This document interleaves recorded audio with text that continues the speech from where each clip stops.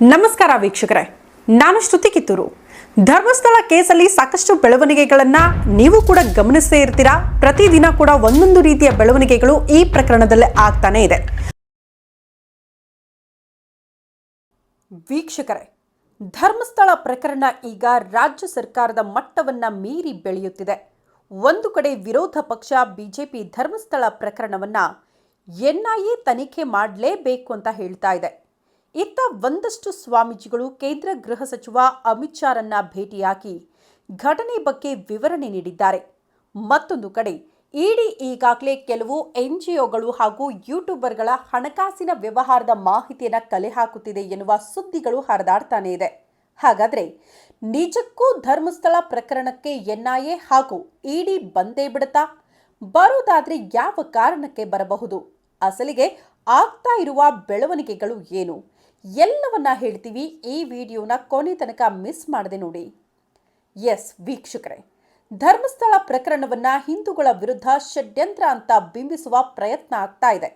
ಆ ಮೂಲಕ ಪ್ರಕರಣಕ್ಕೆ ಎನ್ಐಎ ಎಂಟ್ರಿ ಕೊಡಿಸುವ ಯತ್ನ ನಡೆಯುತ್ತಿದೆ.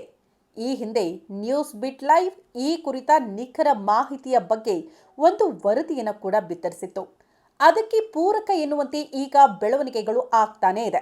ಒಂದು ಕಡೆ ಪದೇ ಪದೇ ಬಿಜೆಪಿ ಈ ಪ್ರಕರಣವನ್ನ ಎನ್ಐಎಗೆ ನೀಡಬೇಕು ಅಂತ ಆಗ್ರಹಿಸ್ತಾ ಇದೆ. ಇತ್ತ ನಿನ್ನೆ ಸ್ವಾಮೀಜಿಗಳ ನಿಯೋಗವು ಕೇಂದ್ರ ಗೃಹ ಸಚಿವರನ್ನ ಭೇಟಿಯಾಗಿ ಪ್ರಕರಣದ ತನಿಖೆಯನ್ನ ಎನ್ಐಎಗೆ ನೀಡಲೇಬೇಕು ಅಂತ ಮನವಿ ಮಾಡಿಕೊಂಡಿದ್ದಾರೆ. ಆದರೆ ಈ ಪ್ರಕರಣವನ್ನ ಎನ್ಐಎಗೆ ವಹಿಸುವ ಅಧಿಕಾರ ಇರೋದು ಕೇಂದ್ರ ಸರ್ಕಾರಕ್ಕೆ ಮಾತ್ರ.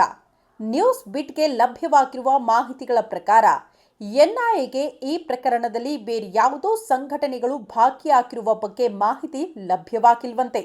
ಹೀಗಾಗಿ ತಾನಾಗಿ ಈ ಪ್ರಕರಣದ ಬಗ್ಗೆ ಯಾವುದೇ ಕ್ರಮಕ್ಕೆ ಮುಂದಾಗಲ್ಲ. ಆದರೆ ಗೃಹ ಸಚಿವಾಲಯದಿಂದ ಆದೇಶ ಹೊರಡಿಸಿದ್ರೆ ಆಗ ನಾವು ತನಿಖೆಯನ್ನ ಆರಂಭ ಮಾಡ್ತೀವಿ ಅಂತ ಎನ್ಐಎ ಮೂಲಗಳು ಹೇಳ್ತಾ ಇದೆ. ಅಲ್ಲಿಗೆ ಅಧಿಕೃತವಾಗಿ ಎನ್ಐಎ ಎಂಟ್ರಿ ಆಗಬೇಕು ಅಂತ ಅಂದ್ರೂ ಕೂಡ ಗೃಹ ಸಚಿವಾಲಯ ಈಗ ಆದೇಶ ಕೊಡಬೇಕು. ಇನ್ನು ಇತ್ತ ಕಡೆ ಇನ್ನೊಂದು ಕೂಗು ಬಹಳ ಜೋರಾಗಿ ಕೇಳೋದಕ್ಕೆ ಸಿಗ್ತಾ ಇದೆ. ಅದೇನಪ್ಪಾ ಅಂದ್ರೆ, ಈಗಾಗಲೇ ಇಡಿ ಈ ಪ್ರಕರಣದ ಬಗ್ಗೆ ತನಿಖೆಯನ್ನ ಮಾಡ್ತಾ ಇದೆ.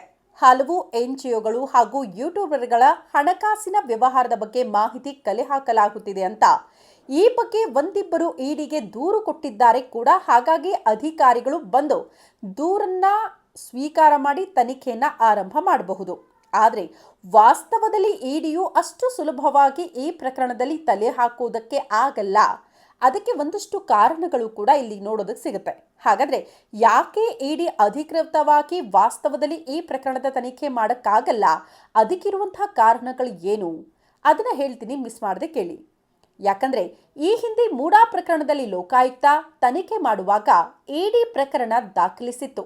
ನಂತರ ಇದನ್ನ ರಾಜ್ಯ ಹೈಕೋರ್ಟ್ ಕಾನೂನು ಬಾಹಿರ ಲೋಕಾಯುಕ್ತ ತನಿಖೆ ಮಾಡುವಾಗ ನೀವ್ಯಾಕೆ ಎಂಟ್ರಿ ಆದ್ರಿ ಅಂತ ನೇರವಾಗಿ ಕೋರ್ಟ್ ಪ್ರಶ್ನೆ ಮಾಡಿತ್ತು ಇಡಿಗೆ. ನಂತರ ಇದನ್ನ ಪ್ರಶ್ನೆ ಮಾಡಿ ಇಡಿ ಸುಪ್ರೀಂ ಕೋರ್ಟ್ ಮೆಟ್ಟಿಲೇರಿತ್ತು. ಈ ವೇಳೆ ಸುಪ್ರೀಂ ಪ್ರಕರಣವನ್ನ ವಾಪಸ್ ತೆಗೆದುಕೊಳ್ಳಿ, ಇಲ್ಲವಾದ್ರೆ ಇಡಿಯನ್ನ ಕಟುವಾಗಿ ಟೀಕಿಸಬೇಕಾಗತ್ತೆ ಅಂತ ಎಚ್ಚರಿಕೆ ನೀಡಿತ್ತು.